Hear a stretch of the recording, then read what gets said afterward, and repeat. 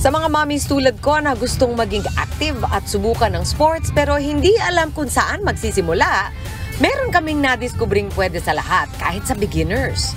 Hello mga kapatid, nandito kami sa Play Paddle sa Mandaluyong, right across TV5. Hinahanap akong kapitbahay natin. Akalain mo ba naman, si Senator Pia Cayetano, isang paddle player. Senator, buti may time ka ha? Ginawan mo talaga ng oras itong paddle. Bakit ba nahiligan mo to? I make time for fitness. I block that out. Even my lawyers, my whole team, they know that in my schedule for the day, I have fitness time. Ibinahagi sa amin ni Senator Pia Cayetano ang ilang pagkakaiba ng paddle sa karaniwang tennis. Una na rito ang racket na mas maliit at solid kumpara sa pang-tennis na may strings at bola na mas maliit at may ibang internal pressure. Actually, sobrang okay siya for beginners. I wanna emphasize that kasi dahil siguro napaka-lapad niya. Kumbaga, kung compare mo, let's say, sa tennis, na strings, ito talagang solid di ba? Tapos yung yung handle niya, hindi malayo sa katawan mo. Di ba? So parang extension lang ng kamay mo. Siyempre, hindi makukumpleto ang aming pagpunta dito sa Play Paddle kung hindi namin makakalaro sa court si Senator Pia. Pero bago yan, tinuruan muna kami ng basics ng isa sa mga certified coach ng Play Paddle na si Coach Brian. Ilan sa mga itinuro niya ay ang tamang step, swinging at pag-control ng bola. Kaya tingin ko, ready na tayong sumabak. Kami Senator Pia yan. Split stance, di ba? Tama, ganyan, pag dinitay ko yung bola.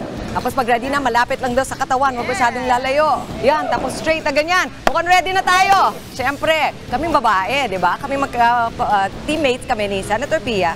Kalabanin namin si Coach Brian at si Justin. Mukhang nai-apply kagad ni Justin ang mga turo ng partner niya si Coach Brian. Pero mukhang mas maganda ang tandem namin ni Senator Pia dahil daig namin ang duo nila. Siyempre panalo yung mga babae. Kaya sa mga naisubukan ng sport na ito, narito ang mga dapat niyong tandaan. A lot of people say that Play Paddle, that's the name of the club, Play Paddle, is their happy place. You can find it on Instagram because people, before they come, they want to know. No? It's on Instagram, it's also on Facebook, Play Paddle PH. But we actually open at 6 a.m. until 10 on regular nights, and on Friday, Saturdays until midnight. Why is it up to midnight?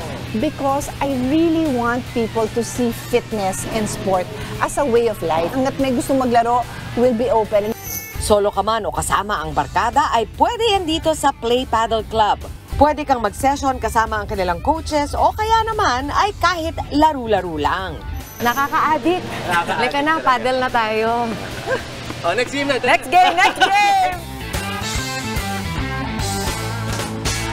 Mga kapatid, Chiki Roa Puno po. Simulan ang inyong araw na puno ng impormasyong kapaki-pakinabang. Sama na sa isang makabuluhang umaga. Tumutok at mag-subscribe sa social media pages ng News 5.